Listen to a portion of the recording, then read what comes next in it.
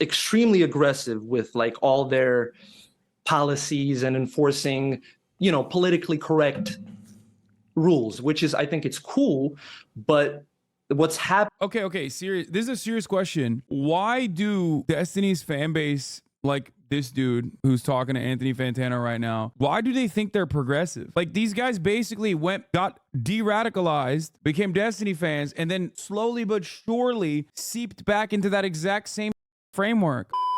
Doubt you want more debate content right now, but just in case, Melon interviewed a moderate guy with the Kanye stuff. Okay, hit that. Let's do it. Let's watch that. Yeah, I'm doing two at the same damn time. Okay, separate the art from the artist. That we're living in right now, the political divide that's present at this moment. And dude, I love this. Okay, typical Kanye fan, by the way. Oh my god, it's awesome. I think, I don't know, tackling these topics with a lot of aggression and a lot of conviction. I understand where you're coming from. You've been doing this for a long time. I understand it's probably tough for you. Like, I have seen all the haters and all the people. Listen. I'm not having a tough time. I'm fine. Okay, cool. Is the polarization the problem to sort of like get to the? Yes, and really let me just finish. Okay. Encouraging and doubling down on that polarization, with aggressive comments and even. I don't know. Let me read a tweet. Oh my God, this dude is already coming in hot with you're the one who's being polarizing for saying a Nazi is a Nazi. That's crazy. This person is a Destiny fan? Of course he is. My man. Dude, I mean, of course, dude. That's awesome. Just a tweet wait. I don't know. I'll just quote it. Like, okay. I don't know what. Just tell me what I said generally. I'll tell you. When you make a think piece, but you can't think. Right. Okay, how should I feel about that? How should you? Well, I mean, it's definitely making fun of your video. Yeah. I mean, do you want to know why I would say something like that, or? Okay, sure. I just feel like you made a lot of terrible points throughout the video. I'm having a hard time sort of seeing how you feel polarization is necessarily the issue here, because I mean, you've said and contributed to polarization in your video in your own way. I mean, let me just kind of pull this out of the closet and get a little direct here. I mean, this is kind of a different position you're taking here now that we're sort of on stream than you are in the video. In the video, you say very bluntly, the issue, the problem, the greater problem here is that you feel like there is an absolute inability to give shitty people any sort of recognition. Is that the problem that we're kind of facing societally right now that I'm contributing to? We don't give shitty people enough recognition? No. That's not what I was trying to. That's not the point I was trying to make. But that's literally the thing that you said is the problem, and those words came out of your mouth. Those words did come out of my mouth, but well, I'll use this as an example. So you watched the video, right? No, I watched the whole video multiple times over and wrote notes and pulled it apart. So you seen the Jordan Peterson segment? Yeah, right? I did see that. And if you want to talk about that too, what did you think about that? What did you think about that? What did I think about the Jordan Peterson section? I thought it was kind of flawed. I think while it's true you do acknowledge that he does have shitty opinions on things like trans people, I think you kind of overestimate his abilities as a psychologist and as a self-help guru, maybe due to a lack of exposure to other people who do the same. I don't know. But part of the reason that I think you kind of glommed onto that a little unquestionably is that you adhere to one of his most flawed and awful arguments he's made multiple times later in your video, that why should you be able to make prescriptions on how to make the world a better place when you can't even fix your own life? And we could extract that onto figures that you also mentioned in your video, like MLK, for example, who we can acknowledge was a flawed man, did some bad things.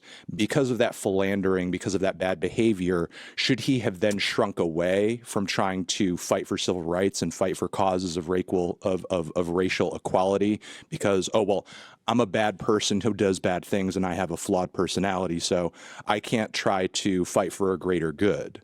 Do you see how that's kind of like a flawed point? Yeah, I get what you're trying to say, but I was more so referring to the, regular Twitter user. than people who actually have a platform, because I see a lot of the regular Twitter users that even responded to me and attacked me. I see them as just kind of adding fuel to the fire and not really helping in any way. But the thing is, like, MLK had. Let me finish. Oh wait, MLK had to at one point be just some like regular, average, irrelevant Joe who was still a flawed. He was a flawed person first. We all start off as flawed people. We never start with a platform that we can then do something good with. So he started out as a flawed person. And, you know, just like any other random Twitter user, was somebody who had an idea and a passion and a point of view at one point that he felt was worth fighting for. You know, I get what you're saying, that like a lot of these people may be coming at you on Twitter like irrelevant nobodies, but like not all of them may be forever. And at least a few of them may go on to have a platform and have influence that they sort of have some kind of positive impact with, even if behind the scenes or to some extent they are some kind of flawed person that makes mistakes.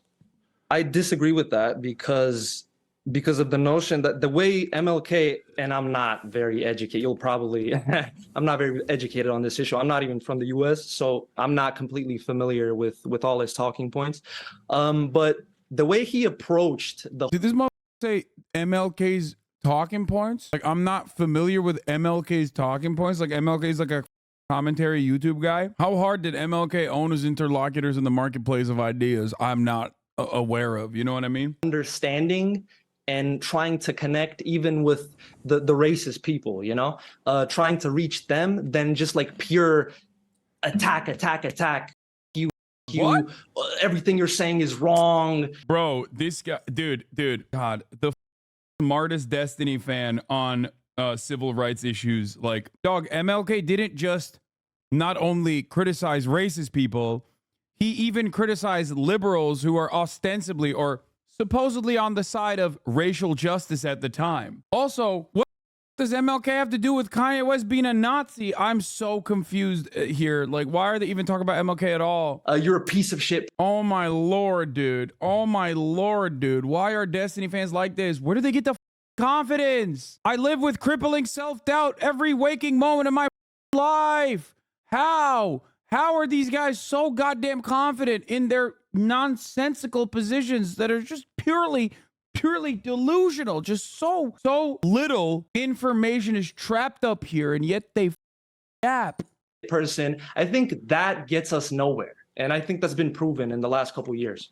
So that's just the point I'm trying to make. And just to add on my the point I made previously with the Jordan Peterson book, I mean, the fact that he's not possibly, I'm not familiar with this, maybe he's not a reputable psychologist, okay? And that's— well, I mean, he is on the verge of having his license revoked. Okay. But the fact is that what do we have evidence that this guy's a D guy, or did a drama chatter just say it? No, Lil Bear said it as well, and apparently it comes up in the debate halfway through or something. His book helped me in a major way. Yeah, which I mean, it could have. I'm not denying that. And that's fine, right? Yeah.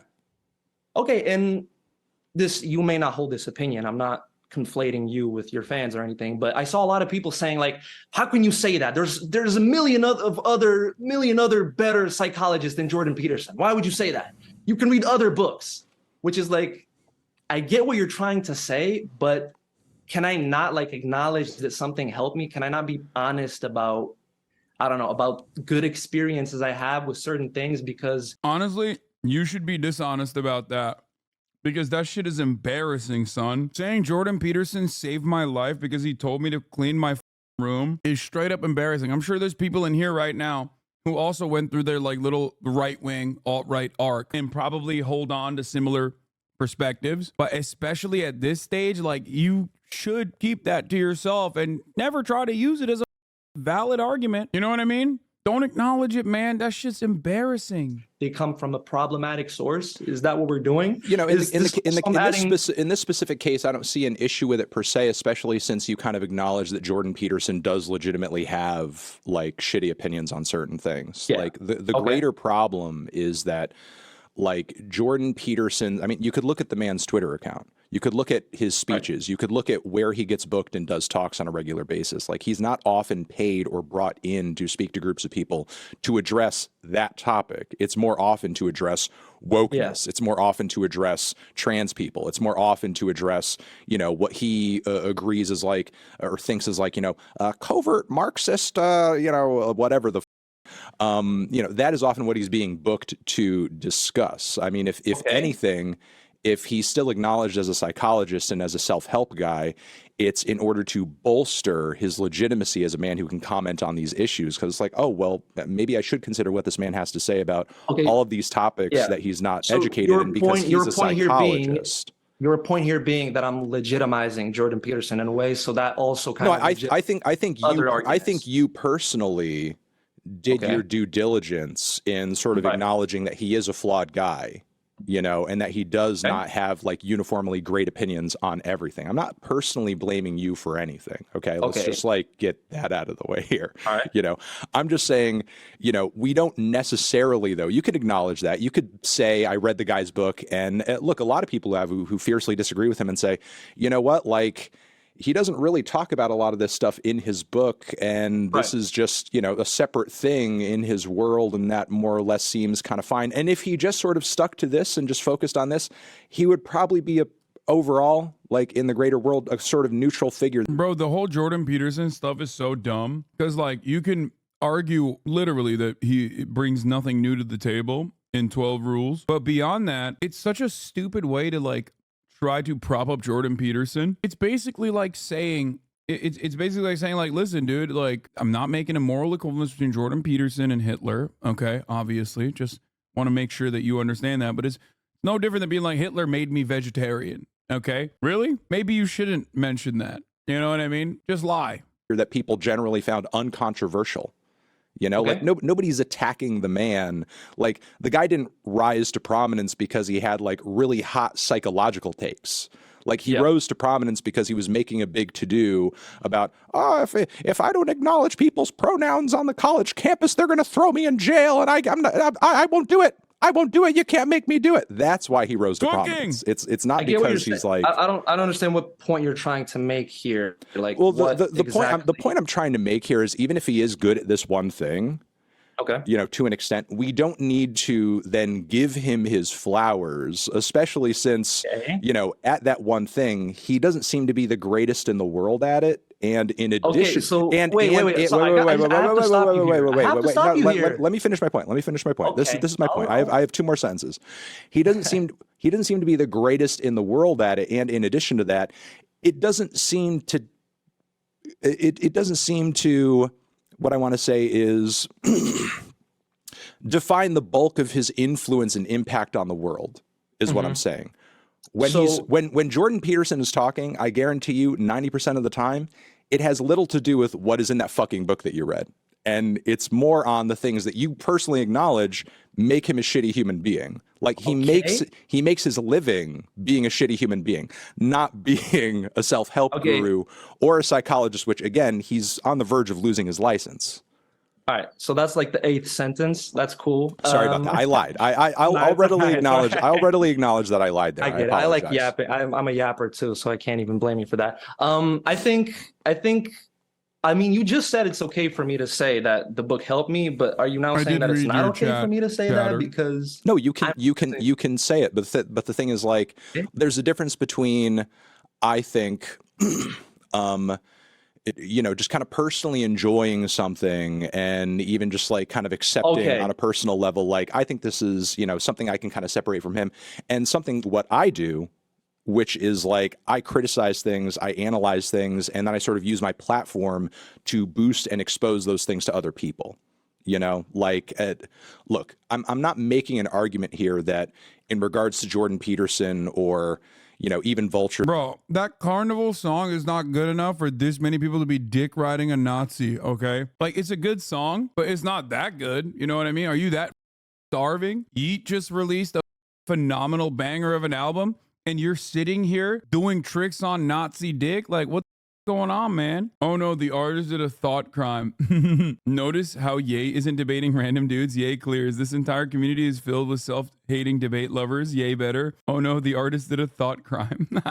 Shut up, weeby. There's one that it's like some kind of grand sin being committed just by virtue of listening to it. I went on my stream and listened to it in front of tens of thousands of people. Like if that's the argument that I'm making, then I've just literally committed the same sin that I'm accusing other people of. Of course. That is not what I'm saying.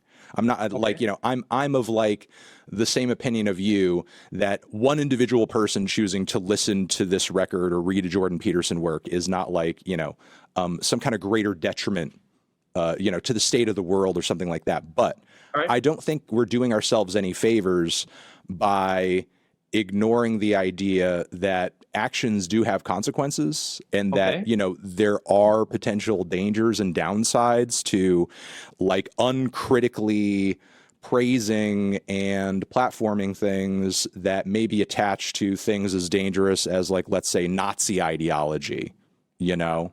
So you think all those things are attached. So you think it's impossible for me basically to say, okay, I enjoy him as a psychologist, but he's a horrible human being. Well, I think he himself makes it difficult to unattach them because he uses his psychology background to bolster his shitty opinions on other topics. Yes, Kokum, absolutely. Even the 12 rules shit. Like, ultimately, Jordan Peterson is a grifter, so he's out just for himself, right?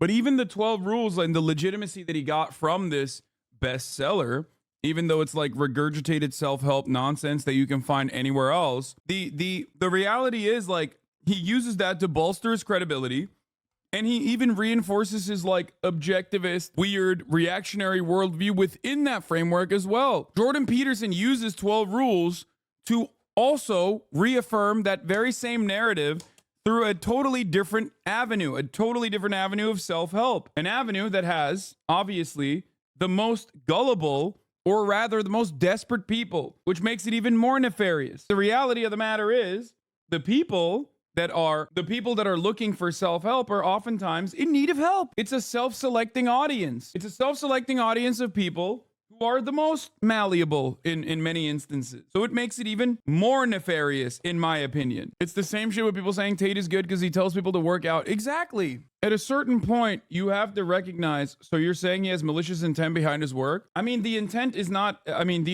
malicious, yes. But it's also not even intent at this point. It's like, pretty obvious. If you pay even a little bit of attention to Jordan Peterson, you will recognize he doesn't really hide it, you know? Malicious intent almost feels like there's something that he's trying to hide here. I think there was in the early stages of his career, the intent to try and hide the perspectives that he truly held on to, or his like political associations that he would definitely hide. He routinely said he's not a conservative, right? Many of you probably don't even remember that, but it is so obvious. I mean, I had to do an entire video talking about how Jordan Peterson is a right-wing conservative when I was at the Young Turks, and every single person was cooking my ass back then because they were massive dick riders of Jordan Peterson. If you want to see a truly prescient YouTube video that I made, go back and find my Jordan Peterson is not a right-winger YouTube video that I made, like from many, many years ago at the Young Turks. What is the problem with him being politically right? Chatter, you might be lost in the sauce here, but this is a community that finds reactionary propaganda to be abhorrent. It's immoral and it's abhorrent. Like, being right-wing is just basically claiming that you are fine with being politically in the wrong, morally in the wrong. Yeah. What do you think? Jordan Peterson is not a conservative transphobe. This is another, we're playing a lot of my older hits here today. Watching Hasan's TYT vids remind me of 90s news anchors. This video didn't age well. Wait, what? Wow, way to lose viewers instantly, man. Later. Think of the things that people, and I'm especially thinking of your opponents, get wrong about you. Their basic proposition is that, you know, first of all, that I'm a right-winger of some sort, and that's just not the case. Hi guys, just want to remind you all that Jordan Peterson is not a socially conservative lifestyle guru, and he certainly isn't white Deepak Chopra taking advantage of men who feel alienated in our increasingly divided hell world. And you know what? In this short video essay, I will prove that to you. There are plenty of other things I'd love to talk about Peterson, but it would never fit in the format of just one video. So if you have any additional questions or tell me how much I suck, you can direct them to me directly at twitch.tv/Hasanabi, where I'm live every day, or on my Instagram at Hasan Piker, or my Twitter at Hasan the Hun. But first, let's listen to some of the things Jordan Peterson said in this Breitbart exclusive from a conference where he was the guest speaker alongside many of these other non-ideologue individuals like Sebastian Gorka and Dennis Prager and Tucker Carlson. Here he is with Charlie Kirk, Donald Trump Jr., Kimberly Guilfoyle, and even Jack Pizzagate Posobiec. Not a conservative, by the way, just not a conservative. I think it's partly also a consequence of the fact that we haven't adapted to the birth control pill yet. You know, it was a major technological revolution, the birth control pill, and it's only been 50 years. And we haven't figured out what it means for women to have control over the reproductive function, or what the consequences what the consequences of that should be socially. Now, Jordan has a lot of wacky ideas about women in the workplace, but that's for another video. In this video, I want to talk about his perspective on trans rights, because that's a big point of contention for a lot of people, including feminist liberal TERFs, or for those of you who are not extremely online, trans exclusionary radical feminists, basically people who say like this. I'm not saying that people should not be allowed to go through that procedure. What I'm saying is it doesn't make them a woman. But Hasan, you said he was conservative, and this person's a liberal, and they're in agreement. Yeah, that's also for another video. Okay, back to Peterson. Jordan Peterson initially made a name for himself by misrepresenting Bill C-16 in Canada, which expanded previous legislation on hate speech to include gender identity, in accordance with international human rights. And of course, the backlash was tremendous. People started praising Dr. Peterson as a brave truth teller, finally standing up against those trans bastards who dared to ask for equal rights. And of course, then there were a lot of radical ideologues who claimed that I, Dr. Jordan Peterson, was transphobic. They were all somehow taking me out of context. Look, I'm not against trans people existing. I'm just against being compelled to call someone by a pronoun other than what I think they should be called. Why are you against the use of alternate pronouns? I'm against the use of legislation to determine what words that myself and other people are required to utter. Except the Canadian Bar Association expressly mentions that this is simply a mischaracterization of the law, which is probably why 0 people have gone to jail over misgender crimes in Canada. But what do I know? I think I've made my position on that clear already. Well, perhaps not to our audience at home who are just being introduced to this. Would you use alternate pronouns? And why not? Because I don't believe that other people have the right to determine what language I use, especially when it's backed by punitive legislation.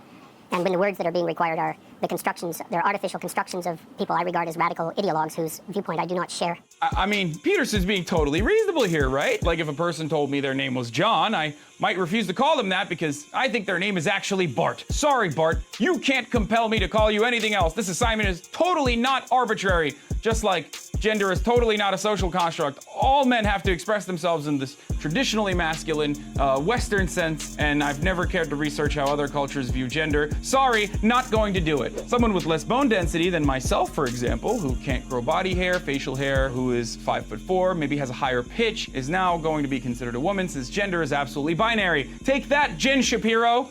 She is pretty hot, though. But speaking of gender identity and how it absolutely is not functional if we were to live by Jordan Peterson's rules, I've been making this joke for some time now, as you guys know. And I'm gonna be honest with you, I feel like I materialized Brett Cooper. Like I basically invented her in my mind, and this figment of my imagination became like in a secret style, you know what I mean?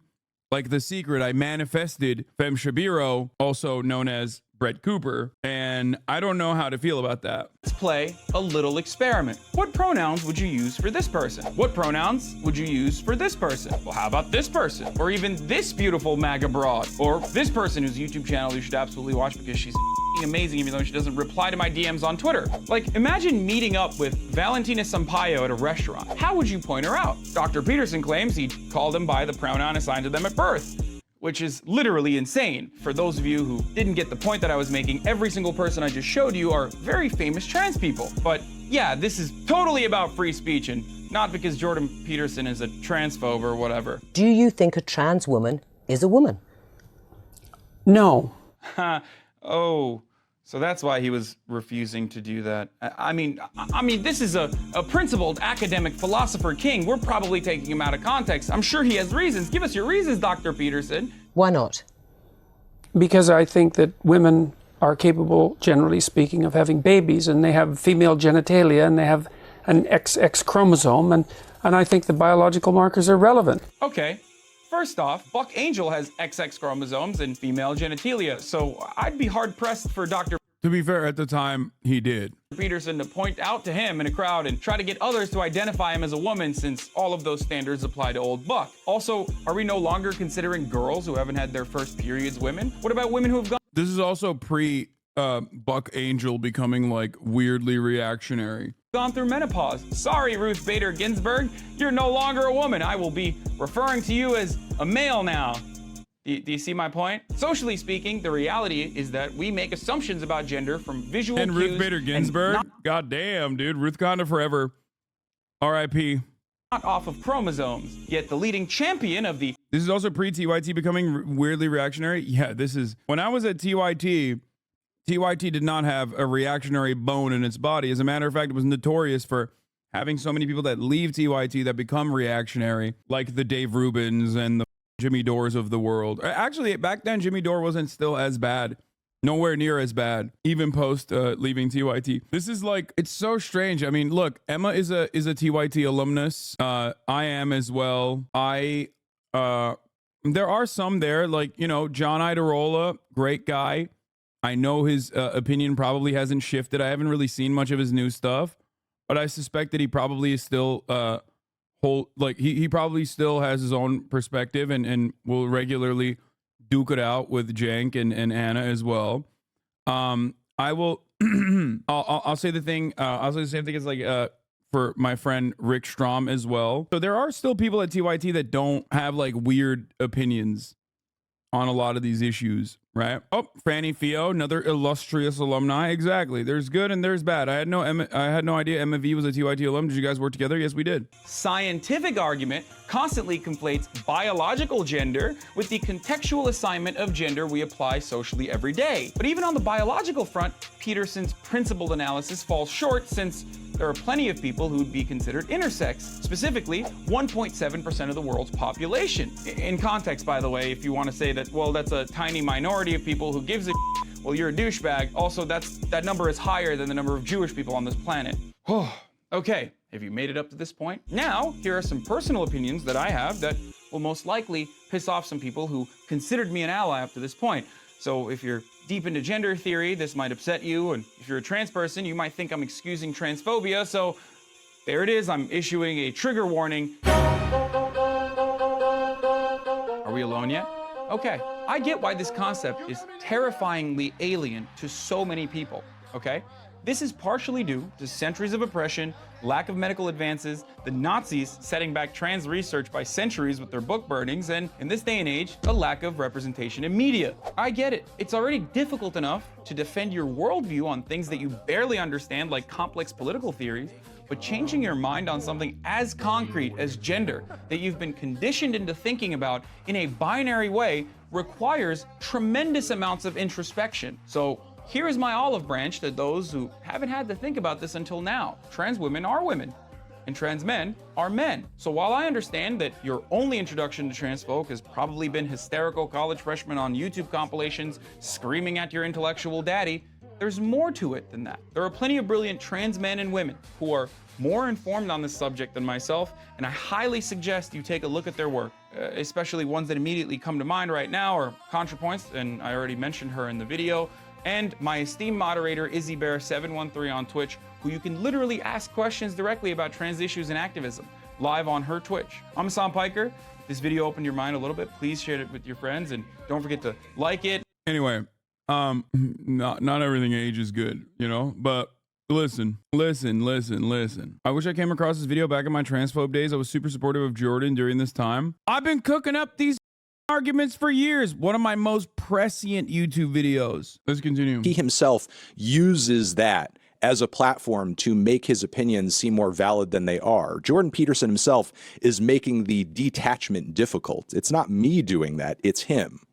Yeah, okay, but the point I made in the video specifically, my words were, not that we should do that, but that I should be able to say that. It was, I don't know, I should be able to say that I like Jordan Peterson as a psychologist. I should be able to say that Kanye is a generational artist without getting a flurry of eye rolls and, you know, and sighs. I love this take. Here's why. You're whining about people understandably reacting to you in a negative way because a person cannot be compartmentalized in this way, especially when they're not like really good at what they do. It is the exact same sentiment expressed towards Andrew Tate. Oh, dude, I should be able to not get any eye rolls when I say Andrew Tate is a good, positive male role model when it comes to telling men to work out. It's also not only intellectually lazy, but it is not only intellectually lazy, but it's also profoundly entitled. Oh man, the peak of this is the peak of like unjust actions in modern society is when people roll their eyes at me for saying I like Jordan Peterson's book. Oh man, I'm so sorry that people are rolling their eyes at you, dog. Damn. Okay, I'll make sure to get on that. I'll stop people from receiving you in a certain way. Like, why would anybody owe you more understanding in that circumstance when you yourself are demonstrating that you find the good in a person that is like otherwise very bad? Separate the art from the artist, sir, please. I don't understand. Oh, it's really up that people are, you know, rolling their eyes at me when I say I love R. Kelly. In response, that was my point. You know, that you shouldn't receive judgment simply for enjoying something. And just to add on, wait, hold on, let me finish my point. Just to add on to that, I think even if we were to entertain the fact that it's okay to judge people for that, I don't think it's productive in any way or sense to what you're trying to do, to what I'm trying to do, to where we're trying to get politically and socially as a society. I don't think it's effective in any way. And I think that's been proven these past couple of years. I don't think, I'm just going to get to the nitty gritty of things. I don't think deplatforming is an effective way of doing things. And I'm not of the opinion that like any number of words that I could say in any YouTube video would like end Kanye's career or deplatform him. Okay. But that is sort of, I mean, I'm with Jordan Peterson specifically, that is sort of what you're advocating for, right?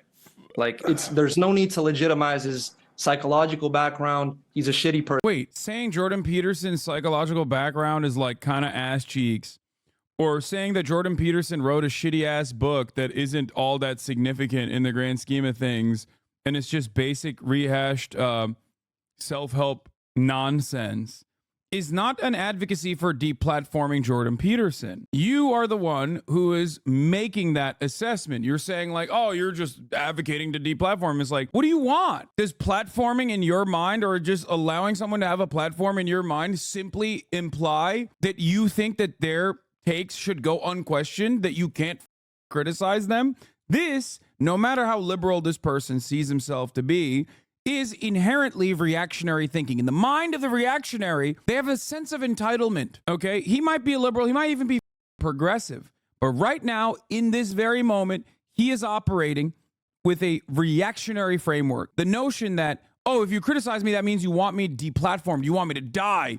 If you criticize me, that means that you want me to be censored. You should not criticize me. That's censorship, okay? Well, you're technically quite literally asking to censor criticisms. That's what you're doing at that point. Person, let's just like completely him basically, right? Whatever he does. That's deplatforming in a sense, right? No, I'm not saying like whatever he does. If he decided tomorrow that he was going to stop making a living off of lying about and debasing trans people and just focus on the psychology stuff, to whatever extent people enjoy that or get something out of it, that would be fine. I wouldn't really have a problem with that. I think you're conflating. I didn't just focus on his psychology stuff. No, I know. You're asking me a personal question as to whether or not I want him deplatformed, or whether or not I think we should throw everything away. Sure. Should you want him deplatformed? Deplatformed from what? Like Twitter? Twitter. I mean, I think he's, I guess, allowed to be on Twitter as according to the TOS. You know, I don't really know what you think my argument is. Like, I'm not saying that like Jordan Peterson should be prevented from speaking his mind. What I'm saying, Yeah, he made such a dumb argument. Sorry, I just saw something so funny. He said something so stupid. Alex Press just texted me in that moment. He said something so stupid that like Anthony Fantano couldn't even fully grasp what he was saying. Like, he basically is, whether he recognizes that he's doing this or not doesn't matter. What his output here is, okay, regardless of the intent, criticism of a person's work that I personally like equals advocacy for deplatforming equals censorship. And that is a ridiculous argument to make. saying is like, That's not what Anthony Fantano is saying or doing. look, he's giving really dumbass opinions and there's going to be consequences for that. People are going to react negatively. People are going to turn off. People are going to be unhappy with the things that he's saying. There are going to be companies and corporations that you need in order to spread your message out there and put it on this platform, put it on that platform, that may not want to work with you because of the fact that it ends up being a bad look. Like, that's just consequences for the things that you say.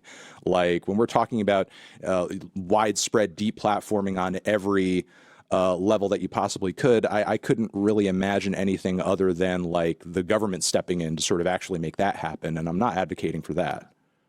Whoa, no, I don't mean that kind of deplatforming. I mean kind of well, I mean, what I'm saying is like that's with Andrew Tate, for reference. What happened with Andrew Tate? He got deplatformed off everything, and his stature grew. What do you mean, dog? He's still on Twitter, and no, his stature absolutely did not grow. What?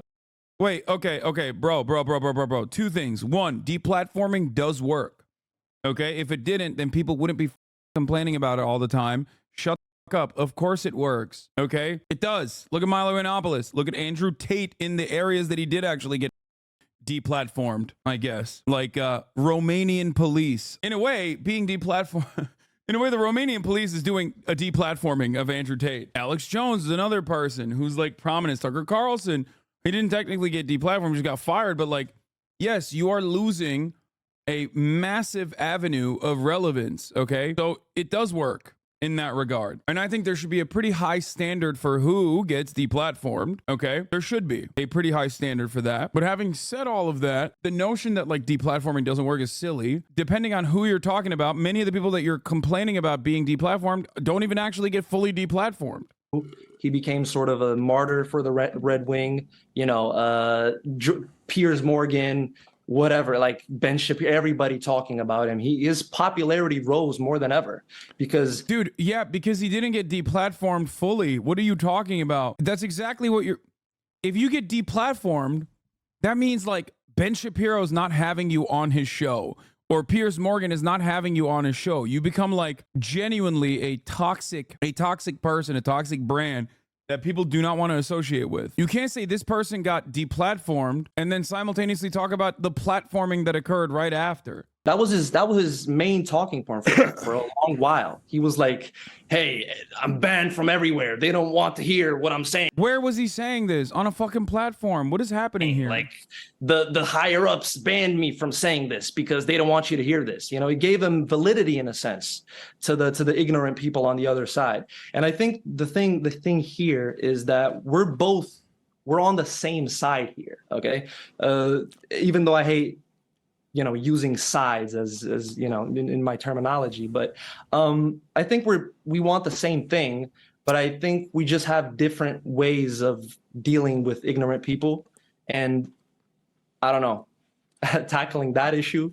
I don't know if you know, what you're saying here holds completely true, because the thing is, like, provably a guy like Alex Jones, for example, who due to his actions and his words has been pulled from everywhere, sued into the Stone Age, and, you know, basically like his influence dampened in every way that it possibly could. That has provably, yeah, sure, made him a bit of a weird, obscure-ish meme folk hero.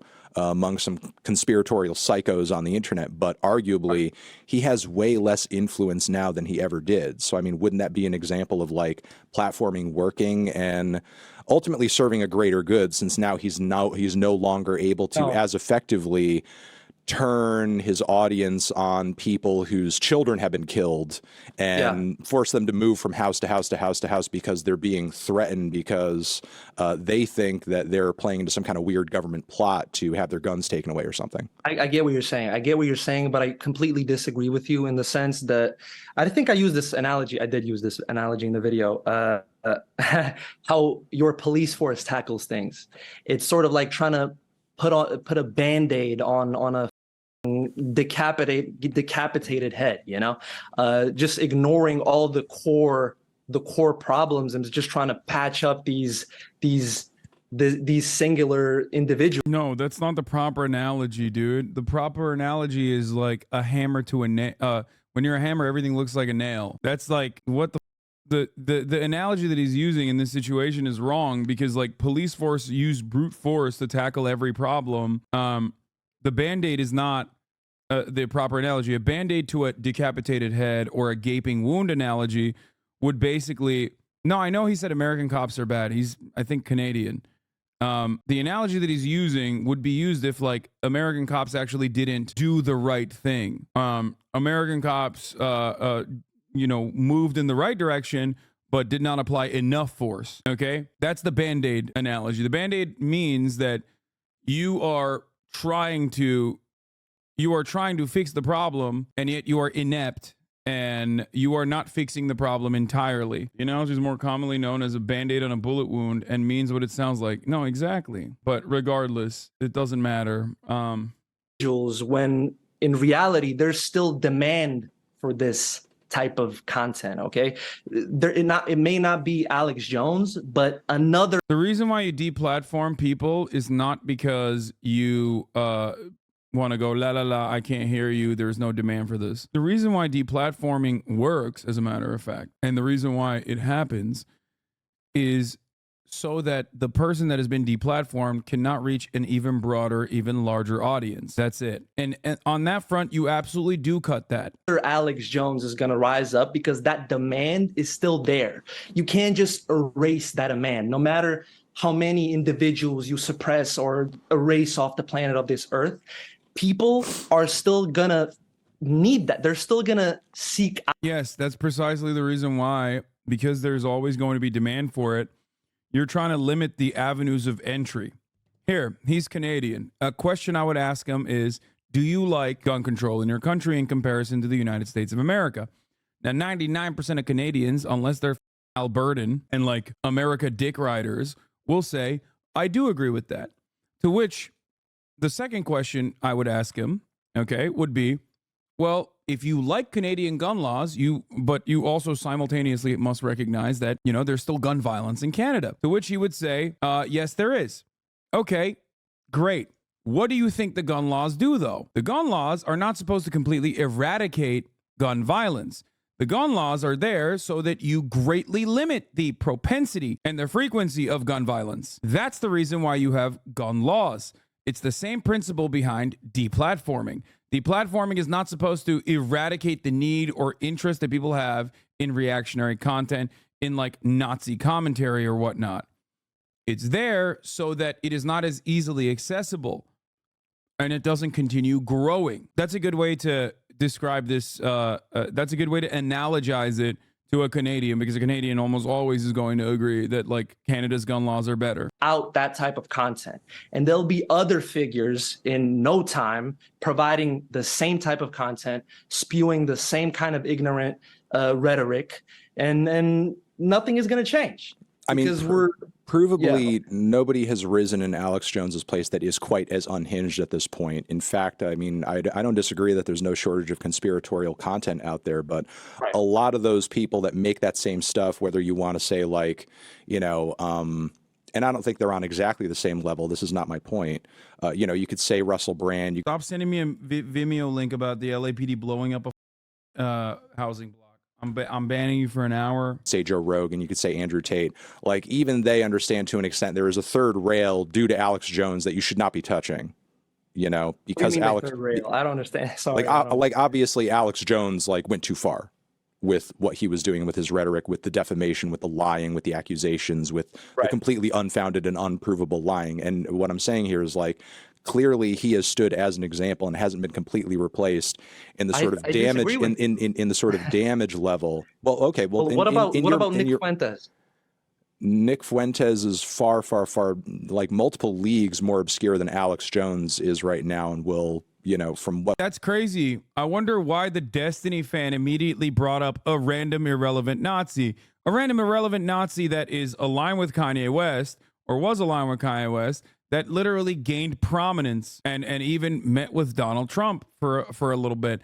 I wonder why he is so aware of this guy. What we can see.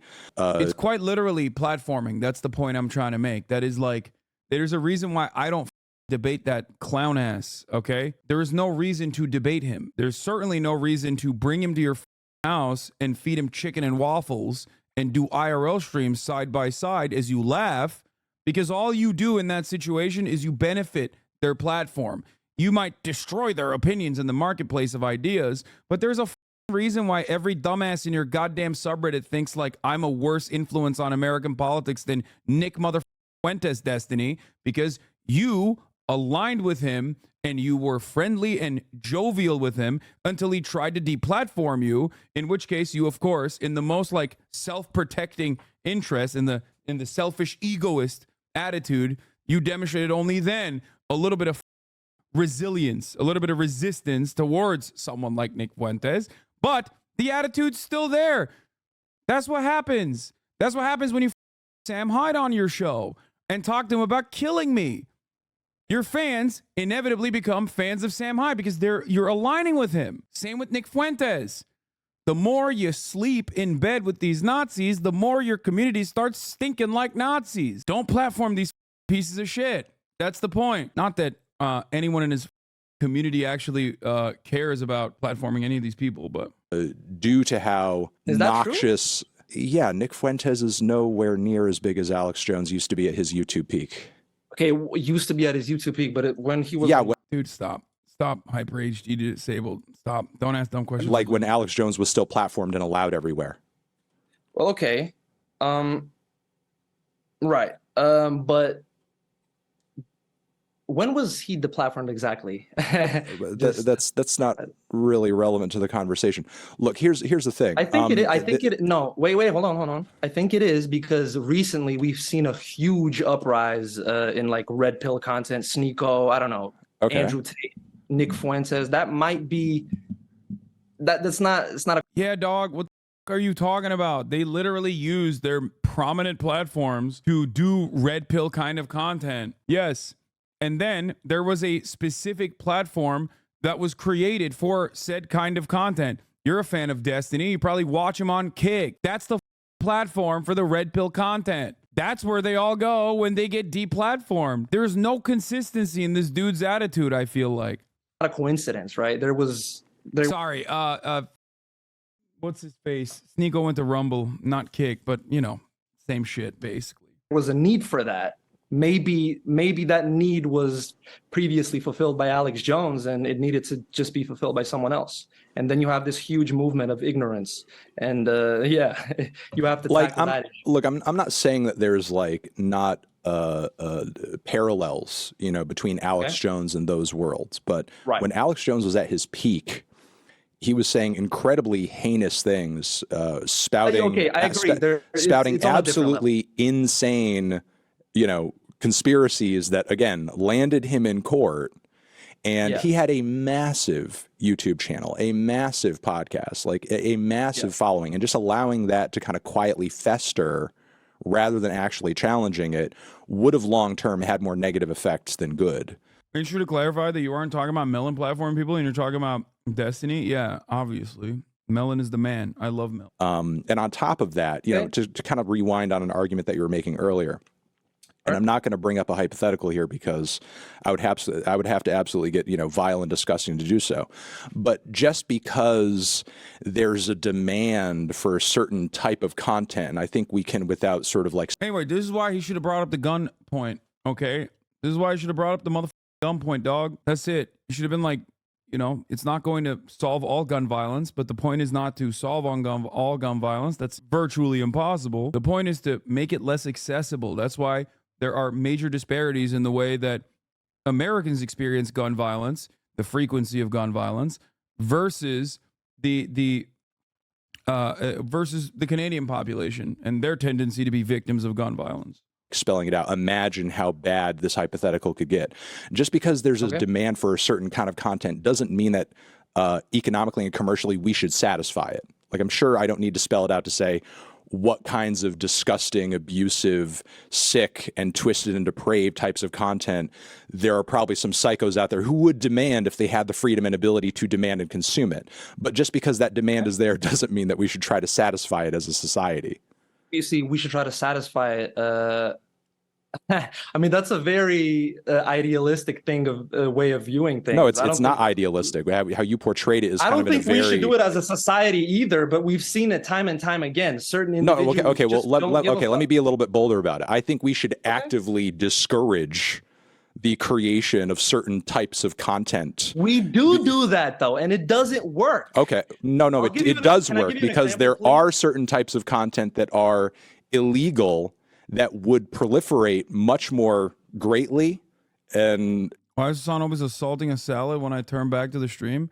Bro, I'm not even eating right now. This guy's like fantasizing about me eating. Me and my homies shooting hoops, so Anthony Fantano's here. The fuck? in ways that you couldn't even imagine if we just allowed it to flow out with no boundaries, no limitations, nothing. Not to get all debate lordy here, but like, this is literally what this guy is making is an argument for CP, basically. You know what I'm saying? Like, there's a demand for that kind of content. Okay, there is a demand for CP. Should we allow websites to not regulate it? I'm not saying no boundary. That's not, my point is not no boundaries. Hey, my point is holding people accountable. Chill. Without like completely, I don't know, separating the two. Like, just, I don't even know how to say this, man. It's just like, I don't like the aggression because the sides get more polarized. And all right, I'm sorry. Wait. I need to regroup. The point I wanted to make and the example I wanted to use specifically was, I don't know if you've seen recently that documentary on that Kick streamer, that like heinous, disgusting guy. Yeah, the guy who was basically collecting pictures of teenage girls naked. So yeah, it's horrible that he has a platform to do that. But why does Kick even exist? We have to go back. Twitch as a platform was extremely aggressive with like all their policies and enforcing, politically correct rules, which is, I think it's cool, but what's happening? Dude, okay, serious. This is a serious question. Why do Destiny's fan base, like this dude who's talking to Anthony Fantano right now, why do they think they're progressive? Do they not realize that every argument they make is like damn near identical to right-wing arguments from, I don't know, 2014, 2015, 2016, when like all of his fan base, including Destiny, before he like turned into a progressive supposedly for a brief moment, were already like firmly within the alt-right? Like, these guys basically got de-radicalized from the alt-right, supposedly, became Destiny fans, and then slowly but surely seeped back into that exact same framework. I don't even think they realize it, though. I don't think they recognize it personally. I think they genuinely do think they're progressive. This guy is progressive. Look at him. He's shitting on Kick, which he should be. That part is very valid, but it makes no sense to be like, I'm a progressive guy, I hate Kick, but also Kick exists because Twitch was too woke and too SJW, and that's why they created created Kick. Happened, and what sort of happened in as a result of that is you get this disgusting, heinous counterculture of Kick, of Rumble. You have these platforms who will enable people who behave like that, will enable people who say problematic things. And now, like, there's when otherwise you could have controlled that type of behavior. Now it's just completely loose. It's just completely out of control. So I see that. No, wait, I'm not. Wait, let me finish. I'm not following you. I see that streamer as a direct result of that. I really don't get what you're saying. That's such a dumb argument. Yeah, that streamer should have stayed on Twitch and should have grown even more prominent with his pedophilia. You know, because if there was no kick, that streamer would be streaming on Twitch or YouTube. Like what? Are you saying that if he was allowed on Twitch, he would be able to be more easily controlled or something? No, I'm saying because of Twitch's aggression and like draconian rules when it comes to like not saying anything problematic. But he's not just simply saying problematic things. He's collecting what is effectively CP and posting it on a Discord. Yeah, and he wouldn't have been allowed to do that on Twitch. But he's simultaneously saying Twitch's woke policies created kick. What is it, bro? Do you want there to be woke policies like anti-CP policies? Is this simply a matter of disagreement between what policies you think should be allowed? That's crazy. This is such a bad argument, man. This is like the domino thing, you know, like that meme of like you drop the small domino and then the big one falls. But he's doing that for CP. He's like, Twitch bans unregulated online crypto gambling casinos. And then at the end of it, the largest domino is like random streamer at kick.tv is collecting child. How did we get here? Don't worry about it. Have they been less aggressive with their pursuit of justice? The point I'm trying to make is that Twitch would still be the predominant streaming platform if there wasn't so many people fed up with their. They're still technically the predominant streaming platform, from what I understand. Technically, but kick is a big problem. We can agree on that, right? We're not going to pretend like we disagree on that. Yeah, but it's not a problem that doesn't exist because Twitch has rules. I see that directly. I mean, what's his name? Trainwrecks? Bro, it's so funny where he's like, on the one hand, he literally is saying, I think you can reason with this guy. Maybe I'm crazy. I don't think he's coming across as like not the worst person ever. It's the worst time for me to say this. Okay. I think that you could like talk this dude down and explain to him why he's wrong, and maybe he'll be more understanding. I think he comes across a little bit misguided and not like unhinged. Or maybe I'm a idiot who always thinks that you can reason with anyone and everyone, which is why I try to reason with like gray names on their 7,000 sock account in here saying the same exact nonsensical bullshit. However, the point he's trying to make here is a ridiculous one. That's number one. If he wasn't in front of an audience and if it was a private conversation, I agree. The notion that like this dude, here, let me take it all back for a second. He's advocating against deplatforming while simultaneously talking about the issues of replatforming. Do you understand? Like, it's not deplatforming that created. You can't make that argument, especially when you ostensibly are not pro CP or pro the collection of child pornography like this one cake streamer was doing. And therefore, you would probably demand, understandably, to ban that person from Twitch as well. The reason he's the founder of Kick, the reason he even started Kick was because he was banned off Twitch. And he saw that as a direct opportunity. You know, there's so many people that have been banned over realistically small stuff, not okay. Let me finish. No, I'm stopping you because it's an awful point. It's an awful point, and people in the chat are cringing at what you're saying, bro. Listen, I don't care what people think. No, you should. This is a point where you listen. I'm stopping you before. I'm stopping you before you harm yourself, because he's right. By the way, he's smart to fucking stop him, because this dude is making an argument that's unironically coming across really bad for him. You know, yeah, I think self-harm is against TOS on Twitch. Listen, also, Trainwrecks isn't even banned on Twitch, man. Just because we know for a fact that the way that the economy on the internet works today and what's allowed and what's not allowed, just because we know for a fact the fact that we don't allow the purchase and sale of certain things in in the light, in what you would call like, you know, a white market. You know, just because we don't Purchase and sale of what thing? Just like child listen. pornography? Is that what you're referring to? That could be one thing, or black tar heroin, or slaves, No. or That's not what illegal I'm saying. weaponry. I'm not talking no, about directly. listen I'm to me. talking about Listen to me. opinions. You're not even listening to me finish my point. Just because we know the fact that we don't allow that in sort of like, you know, the regular markets on the internet, so on and so forth. And as a result of that, that pushes the sale and purchase of that stuff down into the dark web. Just because we know it creates a black market of sorts around that kind of stuff, around that kind of whatever you want to buy, whatever you want to purchase.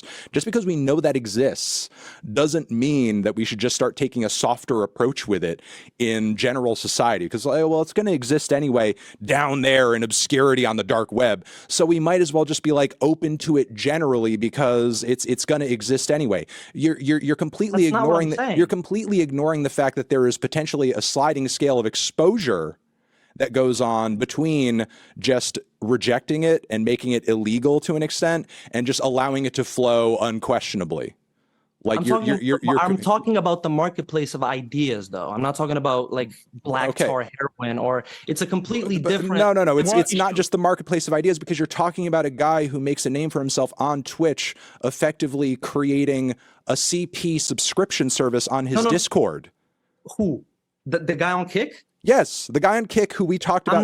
There's a little documentary. Him specifically, he would be heinous anywhere. But you specifically brought him up as an example. How are you not talking about? Why did you bring him up then? That makes no sense. You're the one who brought him up because you thought it was a good point to bring about. That like you tried to make an argument that Twitch created him, okay, by having aggressive terms of service, because aggressive terms of service somehow created Kick, and then that guy found a place to do his shit at Kick. The real argument here should be Kick should also have aggressive terms of service, not that Twitch created the pedophile dude. Him specifically. I use them like as if your goal here is, if you have like a consistent moral through line in this debate, then you can't have a grudge against Twitch in this circumstance, which you, I assume, recognize is doing the right thing and banning the child pornography guy. An example because of the ripple effects of Kick existing, of train wrecks transferring over to Kick, making Kick. That's the reason he was. Kick existing is another point for replatforming. People that get deplatformed now have secondary markets where they are replatformed. So the problem should be not that those secondary, like this person's argument literally doesn't make sense. If you are consistent, then you shouldn't be advocating against deplatforming. You should be advocating against replatforming. You should be advocating for more deplatforming. You should be advocating for Kick to not exist then. Not that it's really fucked up that Twitch is banning too many people. That's so dumb. What are you saying? You're like, I'm against deplatforming because people then go and replatform the people that were deplatformed. It's like, no, if you're on the side of being against child pornography, you should be advocating for more deplatforming, not less in this situation. Was even enabled to do that. If Twitch was a little bit more lenient with their approach of banning certain ideas that didn't align completely with leftist ideology, he wouldn't have been enabled to do that. He wouldn't have a platform as large as Kick. Bro's just mad that Destiny is bad. Yeah, 100%. It's got to be the reason why he's like bringing it up like this, and is completely oblivious, much like many Destiny fans are, to the actual facts of the matter. Ironic because, you know, you're supposed to be this super brilliant debate lord guy here. Trainwrecks is not banned on Twitch.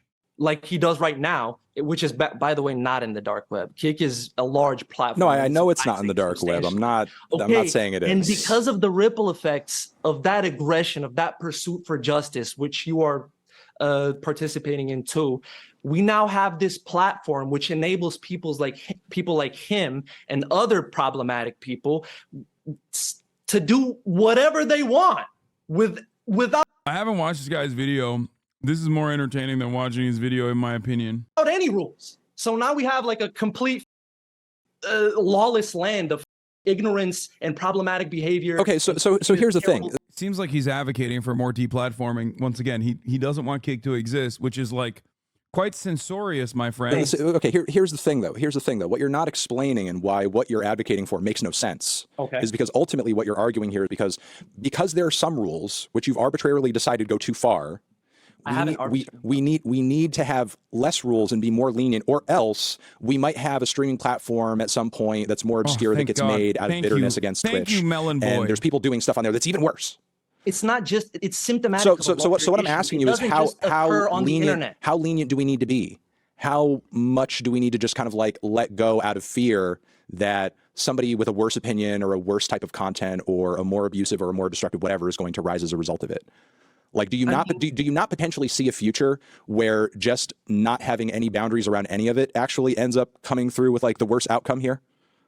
By the way, the reason why I said this is reactionary thinking is because whether he recognizes this or not, regardless of whether he sees himself as a progressive or not, he's engaging in a reactionary line of thinking. The argument that like racism will always exist, and as a matter of fact, it exists way harder behind closed doors. That's why you should let white people say the N-word. Not saying that he's making this exact argument, but this argument is analogous and it is reactionary and it is one made by right-wingers in general. Okay? I'm not saying he's making that argument currently, but the root of the logic is the exact same. That's why I'm saying it's reactionary arguments in general. I'm not saying you're going because again, to go back to Alex Jones, there was a point on the internet where it was the Wild West and we just kind of let people talk about and discuss whatever and make whatever accusations they wanted, and it resulted in the families of dead children being threatened multiple times and harassed mercilessly. You're misinterpreting my point on purpose. You're misrepresenting. No, I'm really not. Let me ask you a question. Am I saying that we shouldn't have any rules? Is that what I'm saying? It is, because I don't know what you think the rules should be. You're not defining what the rules should be. You're not saying it, but come on, he sounds like someone who had made that argument at least once. No, I'm not going to say that this dude is making an argument to say the N-word is a white guy, okay? I'm not. I don't know. I don't know anything about him. The only thing I know about him is that he is, I guess, an Anthony Fantano clip channel, judging by what people were saying in the chat. Originally, he was like a Fantano fan, and he's also a Destiny fan, it seems, and he fancies himself to be a progressive, and he's simultaneously defending the idea that like Kanye West should not be deplatformed for his takes. Because here's the thing: we could say hypothetically, you brought up the guy who there was that document. He's also a pedo. No, don't do that. We're not. Listen, we are not like the debate lord audiences that catch someone making a false argument and then immediately extrapolate from that false argument the logical conclusion. Don't do that. I don't like that. It's one of my least favorite aspects of debate culture. Okay. It is when the audience does stuff like that. This is why people hate this community. No, we don't. This community is not like that in most parts. For the most part, we're not like that at all, because I specifically hate that kind of toxic drama purgatory that debate communities engage in, where they are like being as categorically uncharitable as possible and then clipping someone out of context and then claiming that they're like defending child pornography existing. I don't think he believes that. He's making that argument currently without recognizing that he's making that argument currently. So you should always be charitable to the people that you're receiving. You should always be charitable to the people that you are debating, I guess, or that don't agree with you, until they demonstrate that they absolutely are making that argument. The reality of the matter is that is what Destiny's community does quite frequently. They try to run off of some kind of logical fallacy that traps the interlocutor into a position that they don't agree with, to then run with that and then hyperfixate on that and consistently over and over again repeat it as though that is exactly what that person had said and that's what they represent. That's what they believe. This happens to me quite frequently, as a matter of fact, and I hate it when people do that. It is exactly what the alt-right used to do. It is exactly what they kept doing over and over and over again. It is exactly what Destiny's community does. Vosh's community does this as well. It's really frustrating, and I think it poisons any kind of real productive conversation that you could have with someone with differing opinions, okay? It's just straight Gamergate shit. documentary about, who was collecting the pictures of teen girls, right? Let's say that fucking guy, because he's mad he can't do that on Twitch, starts his own kick. Does that not then in your mind create an argument? Well, maybe we should be more lenient about this stuff because he went off and created his own platform anyway. No, that doesn't make it okay. That doesn't mean that we should start having a softer approach with that shit. The demand for a site such as that would be much lower if you were just to ban extremist people who are actually like extremely directly harmful to society, like Nick Fuentes, like Alex Jones, than if you were to like ban people like, I don't know, Ben Shapiro. Like nobody's banning Ben Shapiro. Okay, or even trying to. I mean, as noxious as Ben Shapiro is, Destiny. But the thing is, like, the thing is, Destiny, in some of his worst moments, has advocated for and voiced very loudly some pretty heinous and violent shit. Like what? Oh wow. It would be a really stupid idea to repeat it on my stream right now, which I don't want to get banned from. So I'm not going to walk into that break, you moron. Like, okay. Like you can go and look it up on Twitter, on YouTube, on wherever, because I'm not going to come on stream and repeat the stuff Destiny said that got him banned. The way I understood it, it was on a much more moderate level than I'm like. The way you understood it is wrong. Because you're a fan of his, I suspect. Like, that's crazy. This guy's just regurgitating everything he's hearing from Destiny's communities without getting an actual point and going on and on about getting canceled online. Unlike you guys shouldn't cancel your subscription to the top of the hour. Brother, that is a very good debate, but you did it at 4:47. You have like at least 10 more minutes to hit that. Like, you busted a nut. 13 minutes is too early. Like, 4:50 would have been too early. Stop throwing 10-10s like that. Okay. Really seen words come out of this man's mouth that unquestionably advocated for the murder and death and killing of people who, for his own personal ideological reasons, he found to be disagreeable. And that's not good. You kind of do the same thing, don't you? No, what? I don't hop on stream and advocate for the death of others. No, I don't. Or else I would be in the same pool as Destiny right now. Okay, but I mean, Destiny is a relatively moderate streamer. You wouldn't agree that he's politically like moderate, like relatively speaking. I think he has his moments, but generally I don't really tend to classify people who, advocate for systematic murder to be moderate. Okay, brother, it's a ridiculous thing to say that about a person who has advocated to run over Black Lives Matter protesters because they're ruining the Democratic re-election chances. Okay, like when you add that to the tail end of that conversation, that doesn't change the reality even at all. That doesn't make it moderate. This is what happens when you are so perma-stuck online and don't comprehend that things like this, okay, statements like that come across unhinged to every single person that hears it, that is not directly in the immediate orbit of the content creator. Too Mad ODs. Everyone's talking about how he has credible accusations of pedophilia, stalking, death threats of other content creators. What does Destiny do? He tweets out about how he was a real one. RIP to a brave soldier, and like unfriends him on Discord. He does that because he thinks this kind of edgy nonsense actually plays well to his Groyper ass audience, Groyper adjacent audience, formerly reformed 4chan pollsters, for example, formerly reformed Kiwi Farms frequenters who now also still do the exact same thing. And then they turn around and go, it's a joke, right? Like that person is saying right now. Now, I try to be as charitable as possible to people making jokes. The difference, however, is that he was a friend of Too Mad. That's the difference. He loved Too Mad when Too Mad was coming after me. A big fan, had him on the show. It's a joke that is funny to people who are like super, people who are also super online. That's why I always say, just be normal. Just be normal. You laughed at a cop being attacked by a dog? Exactly, because that shit is hilarious. You can cry about that all day, every day, okay? The dog was not attacking the cop, by the way. And no, I didn't laugh at the cop being attacked by a dog. I laughed at a cop shooting the other cop thinking that they were shooting a dog. And the reason why that is not a part of my many sequence of cancellation clips is because most people look at that and go, that's pretty funny that that happened, okay? It's a perfect fuck up. Cops being trigger happy, cops trying to kill a dog, and then accidentally shooting another cop in the foot, and then going, are you okay? And then the other cop going, no, you shot me. That is an objectively funny comedic situation. You can't have it both ways.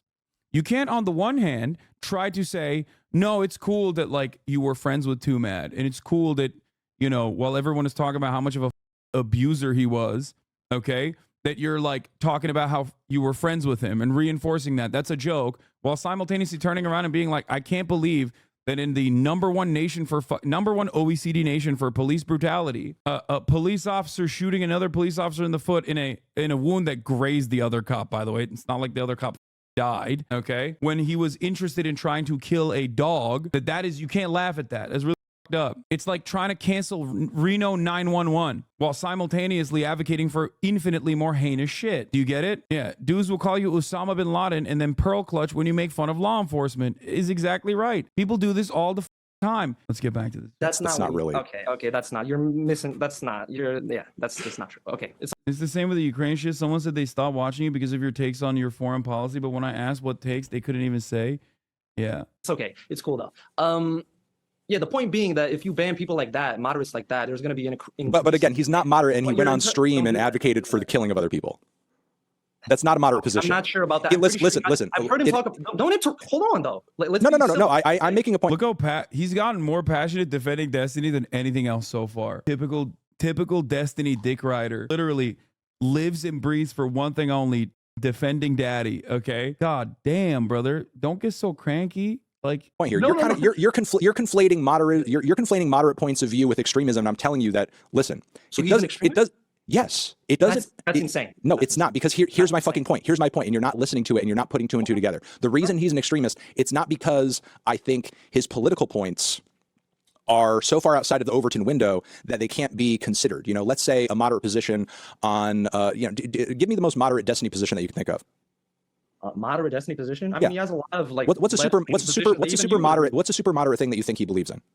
I think super moderate and super cool. Like, I mean, he's against transphobia, I guess. Okay, let's say you're against transphobia, right? All right. If your way of advocating against transphobia is gas chamber all the transphobes, that's not a moderate position, okay?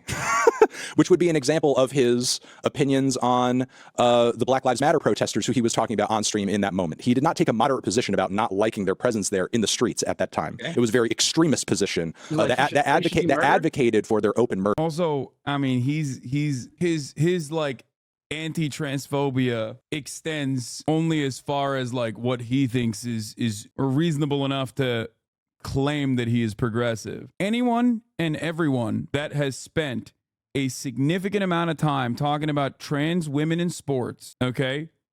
Anyone and everyone that has done that is being ridiculous. Either they are deliberately hyper-focusing on this narrative while claiming they're doing it for some like intellectual honesty, when in fact all they want to do is be transphobic as far as it's permissible, right? Even in a liberal space. Or they are very stupid and being duped by the dumbest right-wing people on the planet. And I've said this about even friends of mine that I've known for 2 decades at this point, like Anna Kasparian. When she hyper-focused on that same point of contention and doubled down and tripled down and found herself at the throes of reactionary sentiment when it comes to trans issues and trans-related issues. So, of course, I will say this about Destiny as well. It's just like a ridiculous conversation to have that is utterly irrelevant, and that's why you rarely ever hear about it nowadays as much. Anyway, we know he's already, we know Destiny himself is transactional regardless in the things that he advocates for. He's openly admitted as such when he said he would have defended Vosh for his lolly folder if Vosh had not harmed him in some way. Murder. So okay. That's an example. There's literally video of it. They should be murdered. That's what he said. These activists should be murdered. He said they should be MOWED down, wantonly. Down. Yeah. Okay, we should fact check that. But that's just. Wait, what do you mean we should fact check that, brother? Why are you defending a dude whose like work you're not even aware of? Is this the kind of attitude he brings to the albums that he's reviewing? Does this guy review albums? That's why he got banned, homie. The do you mean? I can't play the clip for obvious reasons, but come on, dog. And I'm being as charitable as possible by explaining the context behind why he said it, which I think makes it laughable still. But if you're going to bring up how he got banned and how you're arguing for it, then why the don't you... Yeah, they didn't even ban him on that one. I think they departnered him. It's ridiculous to me. You're talking about how he got deplatformed and saying he's moderate, and then like when Anthony Fantano brings up a thing that he certainly said, okay, you go, oh, we should fact check that. Yeah, we should. You should fact check it. Also, he didn't even know the train wasn't even deplatformed or banned at all, as a matter of fact. Like, Trainwrecks is still on this platform. He streams on this platform all One the of time. many examples where relatively moderate people, even moderately Republican people, got banned permanently, and not even necessarily for political points. It was like, I don't know, a nip slip or something like that. It was small things that eventually added up to there being a huge demand for this alternative platform. The context was much worse than any word he said. He said white redneck militias should mow down these dipshit protesters. The point is this: I want to know if he's going to, like, if he finds that out, if he finds the actual, did he say N-word slip? No, he said nip slip, right? Nip slip or something like that. Yeah, no, people aren't getting permits for nip slips. That's it was small things that eventually added up to there being a huge demand for this alternative platform. Listen, I'm gonna hit a bit of a reset. It's also crazy because he's saying that there's a huge demand for this alternative platform for people that got banned for nip slips, when in fact, like, the same people that started that alternative platform quite literally were the ones who would be advocating to ban those people for nip slips, talking about the inconsistency. And then that platform that was created literally had straight porn. I don't know why he's like talking about Twitch or Kick when he seemingly is oblivious to the facts on both of these issues. Set button here because I'm more interested in some of your opinions here about, like, art and what you said in your video, to be honest. All right. I feel like we've gotten into the weeds of insanity here a little bit. Yeah. And I just want to, like, ask you here to kind of get to, because I see a lot of what you're saying in this video as kind of like an analog for a lot of Kanye fans feel around my Vultures 1 review and how people feel about the record generally. Finally, kind of they're talking about way. fucking Vultures. And you seem to, again, kind of like take issue with this idea that, he's not being given credit despite the fact that he's a generational artist, and, and you yourself acknowledge he said bad things and he's gone too far. And the links in the description also said he's directly contributing to the rising number. Yeah, no, I'm not denying any of that. You've acknowledged that he's done and said bad things. I'm not saying that. What I'm trying to understand from your point of view is, like, to what extent in your mind do we, like, owe it to the art or owe it to the artist to acknowledge what we perceive to be their greatness, their artistry, their whatever, regardless of how bad they or the messaging in the artist is, or the messaging in the art is. Because hypothetically, let's say, like, I don't know, there was, like, I run a YouTube channel, I review music, and I stumble across what's possibly the most racist band ever. Their content is even full of, like, violent imagery and advocating for, like, hanging people, so on and so forth. But you know what, the production goes hard, and you know what, that Peggy beat on the record is insane. Like, do I owe it to the album to, like, talk about it and praise it and whatever, just because, like, I think it sounds kind of good? That's an instance of where the problematic opinions are in the art. So that's Kanye trivializing anti-Semitism and saying that he's not racist, he just has a preference, and says that his wife is a reference. You don't think that's a slippery slope? Well, wait a second. You don't think trivializing anti-Semitism and kind of laughing off his anti-Semitic comments as if they aren't anti-Semitic is not going too far?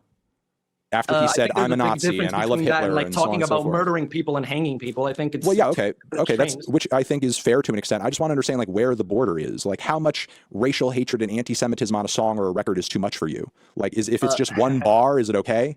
If it's just the chorus and the verses don't have it in there, like, can we let it slide? I don't interpret any of his bars to be directly anti-Semitic.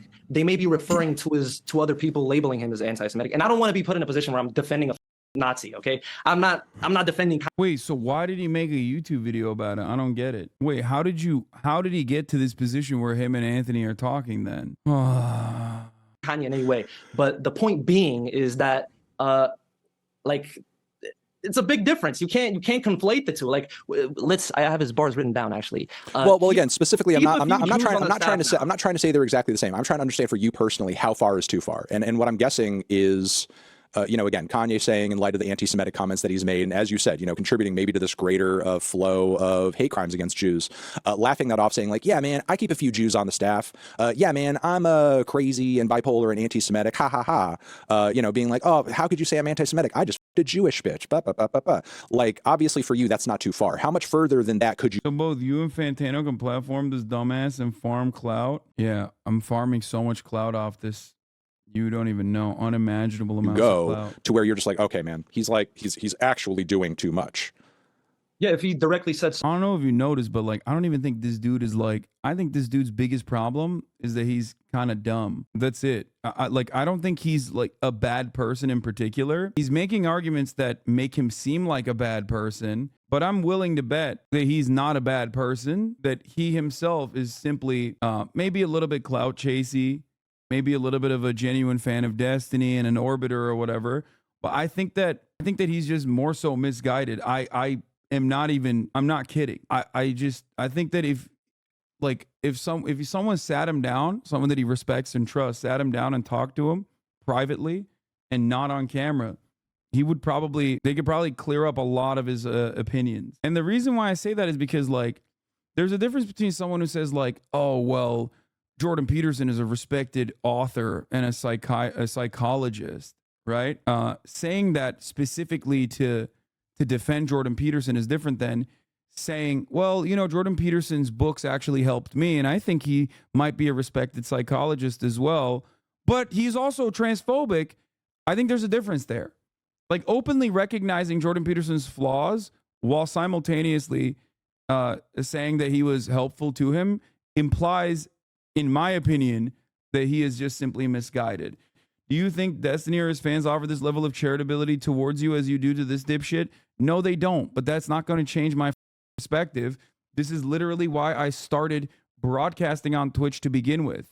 This is why I became friends with Destiny originally to begin with, because I thought that he was a perfect example of someone who had reformed, who had rehabilitated himself, who had actually sought within.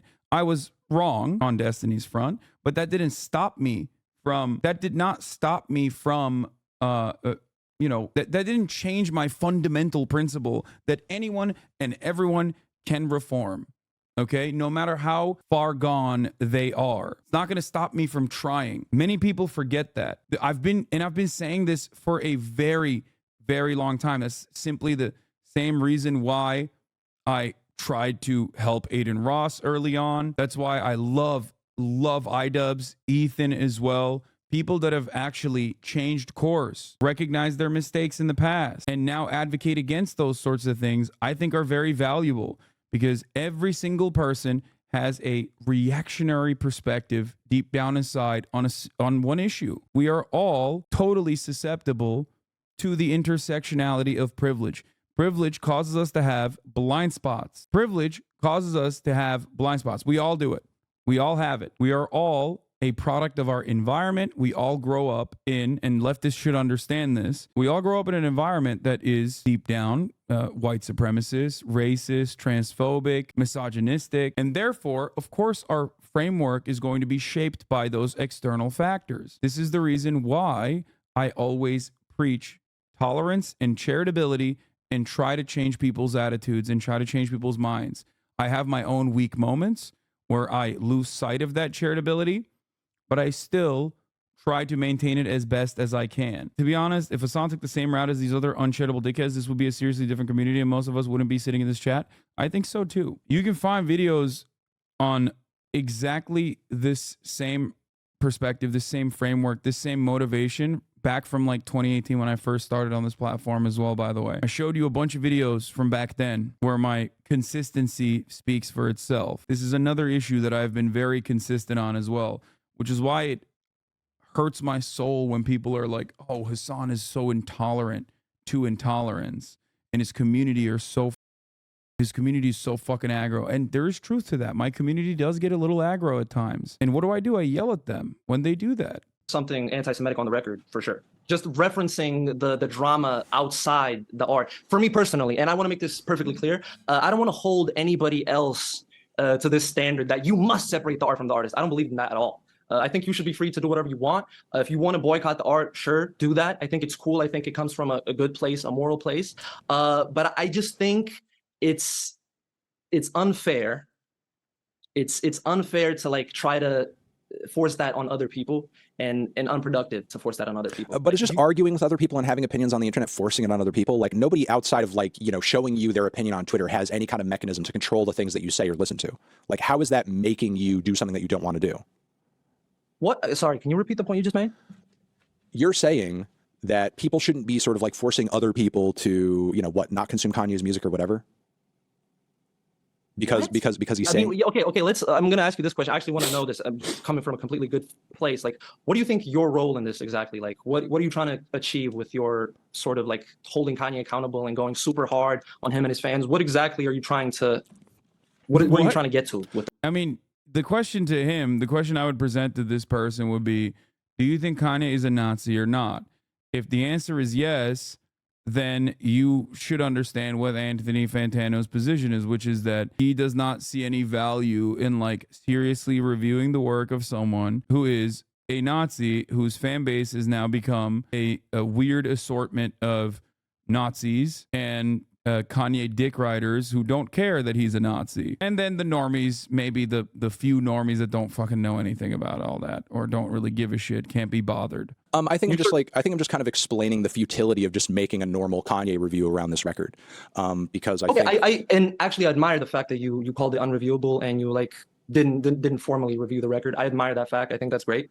I don't have a problem with that, but isn't that the same argument as buying iPhone / clothes is supporting slavery? What do you mean? Isn't listening and talking about the Kanye album being bad the same as buying? Wait, what? There is no alternative to a phone, or a phone that isn't made by some level of exploitation, hyper exploitation in the third world. Yes, there is no ethical consumption under capitalism. You know what I mean? But ultimately, a shirt covers you even if you don't need it, I guess. But the same cannot be said about like reviewing, not even like listening to, but reviewing a musician's work once they have openly said that they are a Nazi who loves Hitler. Music could be more important than a shirt, for example. Yes, it can be, I guess, but you're talking about a musician who's saying that they love Hitler. Is he that important to you? Like, I don't understand this. There is no ethical consumption under capitalism does not mean that you should go out of your way to be unethical in your consumption. He's equating music to other products, but those other products are much closer to a necessity than music.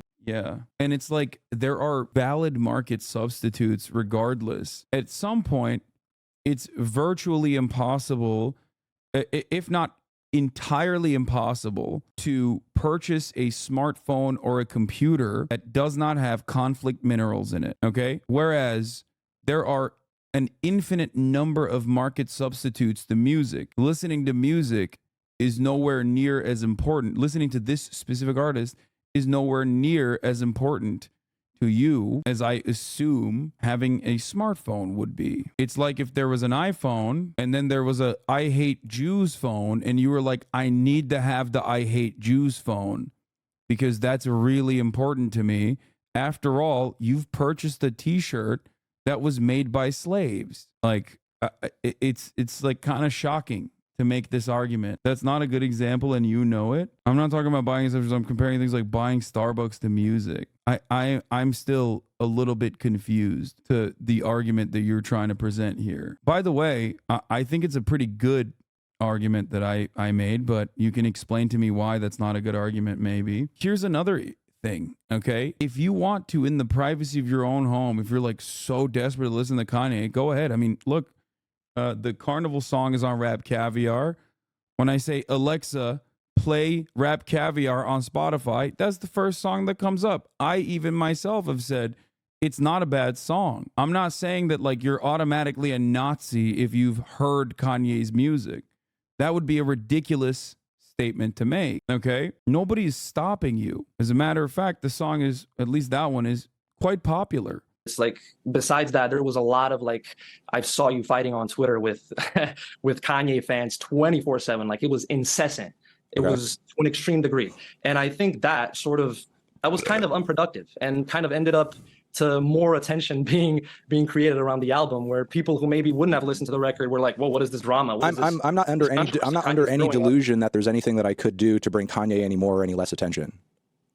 Okay, so what is you don't have, so with, you're just fighting with people out of it's fun for you. That's well, I'm definitely calling it out, and I'm definitely pointing out that the well has been poisoned to the point where doing a normal review of his stuff is pretty much futile. The reason I was fighting with Kanye fans is because a lot of them are kind of reiterating the straw man of my argument, which they think is Kanye bad, can't review Kanye bad. When my actual argument is that his actions and his statements and his behavior have either solidified people against him or solidified the cult of fans around him to the point where you can't really have a level-headed discussion around him and his music without being called either biased or just being looked at by people who, rightly see what he's saying and doing as disgusting and thinking like, well, even if it is good to an extent, I don't want to affiliate with it. I mean, you yourself said in your video that, personally, I mean, look, I think you've come across here, even though we disagree, as, somebody who's at least approachable to an extent. I think it was kind of beneath you in your video for you to kind of like, put that section in where you were like, well, I mean, I'll listen to the album because I'm not Jewish. It's not a big deal to me. I mean, I think that was kind of a super unflattering moment for you. And yeah, I get what you were trying to say, but I wasn't necessarily talking. I mean, I was talking about myself, but I was talking about like the mentality. The point was like trying to show people the mentality of people who listen to the Kanye record. Like, well, what I'm saying is like, you understand yourself that there are people who see his comments and see the content of the record and would rightly be personally disgusted because of their Jewish background or whatever and would want to avoid it. Yeah. So anybody, like I said in my video, who comes from that background would rightly look at me even saying like, hey, there's some pretty decent stuff about some of the songs on this album, which I've acknowledged on stream and so on and so forth. But rightly, those people would see that commentary and think like, well, ultimately, what does that matter? Because like, obviously his commentary on my heritage and my faith are so disgusting that I wouldn't want to affiliate myself with it anyway. So it's like, do you kind of understand how, doing a normal review of this record kind of puts me in a position where I'm between two sides of people that don't really want to hear anything critical about it to begin with? I like what you did. I'm not against what you did. I'm not like, I'm not saying you are. I'm just asking you if you sort of understand why I would feel that way. I understand why you feel that way. That's what I started off with. I understand why you feel the way you feel. And I think it's okay for you to feel the way you feel. This is my favorite type of shit, rotisserie, spin it. My favorite type of shit is being like, listen, dude, I agree with you, but I have to incessantly debate you. It's like, all right, what's the point then? All right, we agree. If you understand it, then you agree. Like, right? I think. The fuck? The question is, how do we combat that? How do we combat this issue and like come to like, I don't know, a productive solution? Yeah, like, that's exactly the same energy as that one chatter who's like incessantly trying to be like, no, I don't even care about Kanye. I think he's anti-Semitic. Who gives a fuck? Come to a compromise of sorts and not just like continue bashing, shitting on like everybody who said anything positive about the record, and vice versa. Those people who, the Kanye fans, just shitting on you. You're a fucking idiot. You're not a good critic. Like it's both sides of the coin are unproductive. Even though one may be more morally correct than the other, both are unproductive and eventually lead to more polar. I recently stumbled into Destiny subreddit and they were openly claiming you said it was okay for Nazis to invade other countries, even though the full quote and video with context was posted multiple times and downvoted. Your meaning was obvious, but they just wanted to be delusional, full crazy town, and the opposite of his whole objective truth shtick. Polarization. And that's my issue with this. I think you're just. Let me finish. The reason why I made the whole.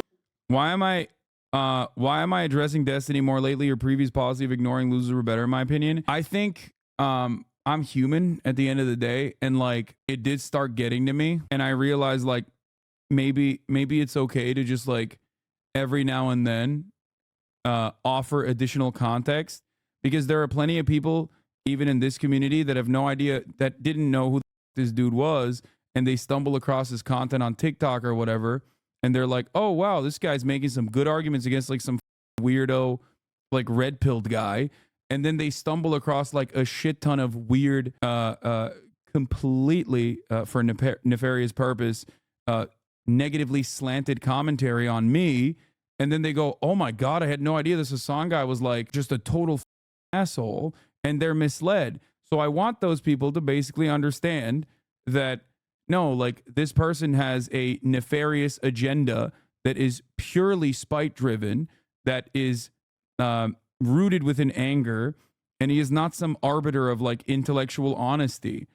It's getting to a point where it basically is, it's getting to it's getting to a point where it basically has turned into a lot of these people that used to love the IDW, the intellectual dark web, okay? That the intellectual dark web, they used to present themselves as like gladiators in the marketplace of ideas. Like I used to shit on those guys as well. I'm trying to present this in as good faith as I possibly can. You're not a lord, you're Jank's nephew. Destiny fans will jump on you for admitting that, though, and think they've won. That's how trolls work. They will clip this and use it against you, but you're doing the right thing to fight to debunk all the bullshit they spread about you. Yeah, I mean, at a certain point, I have to correct the record. Those people tried to find my address after I defended both of you and Ethan on the H3 sub. Yeah, they go pretty nutty mode with it, too. If you find yourself to be a progressive,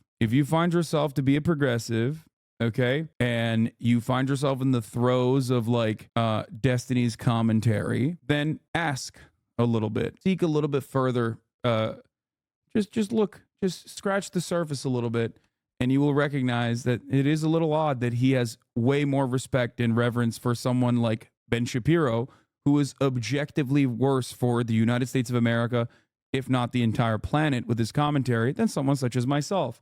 Why does he have so much smoke for those on the left, no matter how big or small they may be, versus someone like Ben Shapiro, who is objectively infinitely more influential and powerful and has like actually bad opinions and not opinions that have been massaged for you to think they are bad? I personally believe that it's because Destiny and others are not interested in any sort of moral consistency, but instead are basically mercenaries. Like they just like coming across like they're winning an argument. It's fun for them, that's number one, and they're also trying to have the stupid optics-based conversation about being mean. It's the white moderate who prefers negative peace. You're no better than the Nazi because you were mean. These people are sufferable losers, man. Yeah, and they won't stop debating. They love debating. Like you mentioned, about 40% of both sides of a debate aren't going to change their mind. I wonder how many decentrists you can actually reach. Yeah, I mean, they mostly just thrive on subreddits, but they are very parasocial. Whole video, and the approach I take usually with my videos is, even though obviously I have a certain, I'm not a fence-sitting centrist, I have a certain ideology. Your self-made Jank's nephew, he just boosted your position a lot. I agree with Fantano, but he is bald. Friend's boyfriend is a Destiny fan. When he found out I watched you, he was afraid or unwilling to call me out, perhaps because we were in the real world. He's a great guy. Otherwise, I think he's been misled. Yeah, there's a lot of people like that. I do find it somewhat dangerous. I mean, this is it. This is where a lot of it stems from. He literally ranted in 2019 about you, the most honest he's ever been about his feelings, when I had like 300 average viewers. But the reason why I've been talking about him more is because like it's not even necessarily releasing a pressure valve. It's specifically about like people who masquerade as progressives, and I think shepherd people that basically shepherd others into this notion that they are progressive while feeding them a shit ton of reactionary commentary. And I don't like that. I didn't like that when Jordan Peterson was doing it. I didn't like that when back in like 2017, 2016, you had the phenomena of people who called themselves classical liberals who were the real progressives. That's what Dave Rubin used to say. For those of you who don't remember, because you were probably oblivious to Dave Rubin, as someone who worked with him, a lot of those guys, including even Sargon of Akkad, used to say that they're classical liberals, that they actually are the real liberals, and that leftists are fake liberals, they're false liberals. And they would spend all of their time shitting on those that were on their side, I guess. But, you know, they were, yeah, the SJWs were the faux-gressives or the regressives. That's what they used to call them. Tim Pool, for the longest time, presented himself as a unbiased centrist who was very progressive in many issues. Now, obviously, we look at these guys now with today's lenses and we go, that's so funny to say that. These guys were never liberal at all.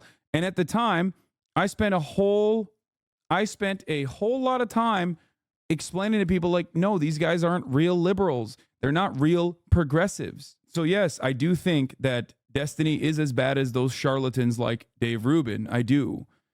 I think that he's doing the exact same thing that I have seen. He's doing the exact same thing that I've seen from all of those other people time and time again. He's just doing it now with a different flavor on it. And I think that's very nefarious, and I think that's very dangerous. It's dangerous when someone claims to be a progressive or claims to be a liberal, claims to be a a moderate Democratic Party supporter or whatever, okay, while simultaneously pushing a lot of nefarious positions that I consider to be reactionary. That's it. And certain political opinions I hold. I always try meeting people in the middle, right? I want to approach my videos with to a degree where like a Republican could watch it and look at it like, okay, this guy is not just like completely saying fuck you. He's actually made some good points. Maybe I should think about this a little bit, you know? And that's all I'm trying to do with my videos at the end of the day. Now, I can concede to the fact that a lot of my thumbnails and a lot of my titles are like inflammatory, like baity, disgusting to a degree. And yeah, that's unfortunate, but unfortunately, that's the best way to drive people to my content. And I feel like my content being as nuanced and as unbiased and as good faith as it is, I don't have a problem with like baiting people into watching it when that might give them a more neutral perspective on things. Radicals from both sides. So that's how I live with myself at the end of the day. Okay, I mean, I'm sorry to pop your bubble here a little bit, but I mean, I'm sorry, but you personally are not unbiased in any sense, and you're not presenting an unbiased perspective in, from what I can see, any of your content. I take that back. I can see that. That's not the case. And I understand that. What you even expressed just now is a bias of sorts, because the thing is, you know, I take that back. I'm not unbiased. I'm not unbiased. Okay. Sorry to say that. But let me finish my point. I let you finish yours. Okay. Even embracing centrism for centrism's sake is a bias of sorts. You know, just because you're landing in the middle of 2 points doesn't mean you're unbiased or that it's effectively the best option in that scenario.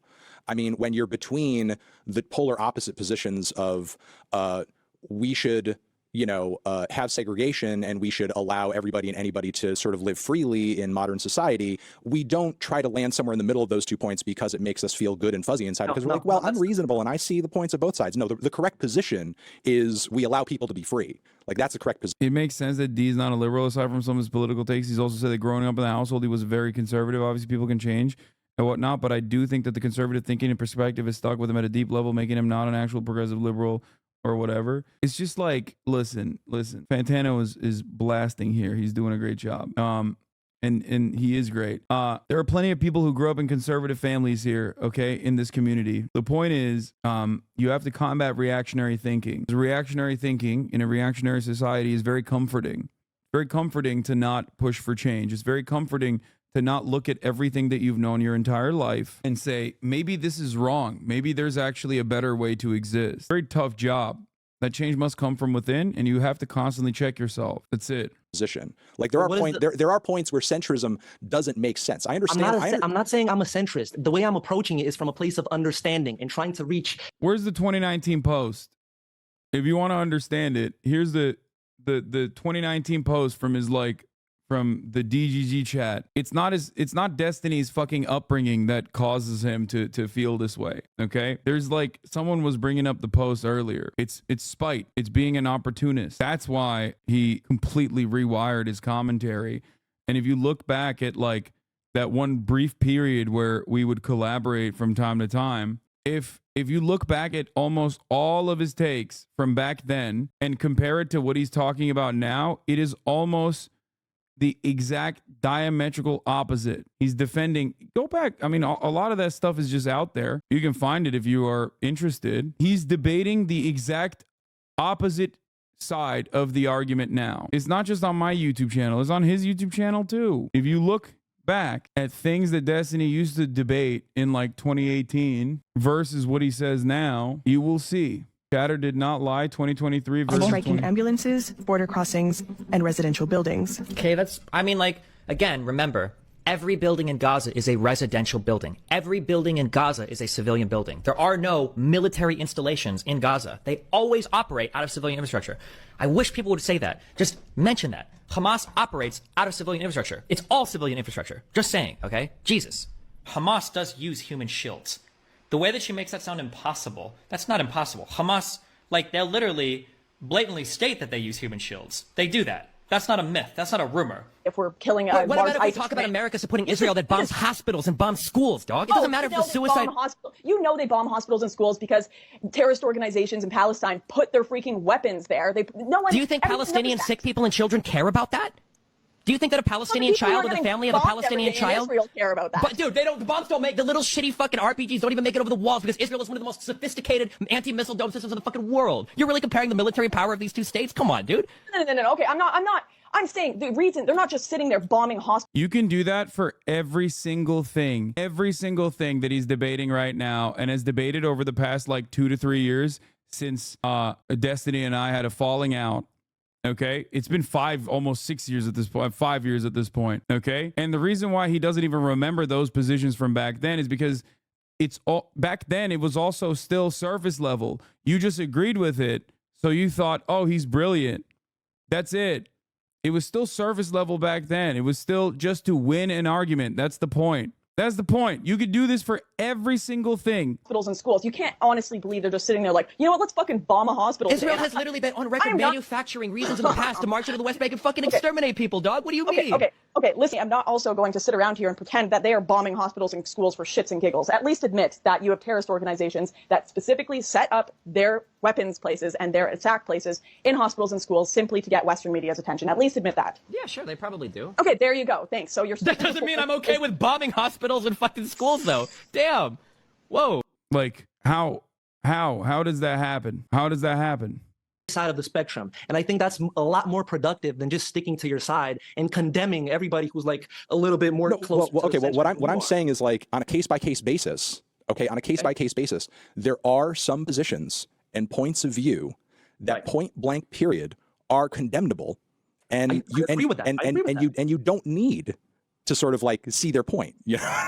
And again, I'm not saying that's always the case for everything all the time. I'm just saying, especially in this case, especially in this specific case, where we are talking about stuff that is in reference to and has parallels to Nazism, okay? It's worth taking a staunch position and being like, you know what, this is like bad. This is okay. I did that. I also did that in the video, but the point I'm trying to make is we both think it's bad. Okay, so we're on the same side. Okay, it's bad. It's bad, but the fact it's bad. How do we combat that? How do we combat that in the most effective way possible, in the most pragmatic way possible, in a way where people can actually like fucking come to an agreement on things, where the sides don't just get more polarized and a kick gets created and a Donald Trump gets elected president. You know, I want to meet people. But here's the thing: understand them, and then like also. Hey, Kanye is also a fucking Nazi. What I say in the video, like, okay, I understand where you're coming from, but also Kanye is a piece of shit Nazi. Here's links.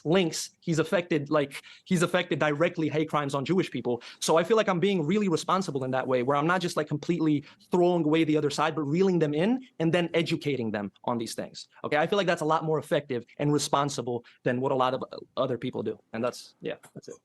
I mean, I agree that you are kind of giving some of the people watching that video context, but simultaneously you sort of take almost like a nihilistic or, you know, careless kind of perspective on, well, there's no point in quote unquote doing anything about it because it's not like your 12 or 15 or whatever amount of streams that you might give to a Kanye record. It's not like that means anything. And ultimately, if you're not a perfect person, then, you know, as Jordan Peterson says, you shouldn't be trying to put forward effort to fix the world anyway, because you can't fix or, you know, sort of like, you know, improve your own shit.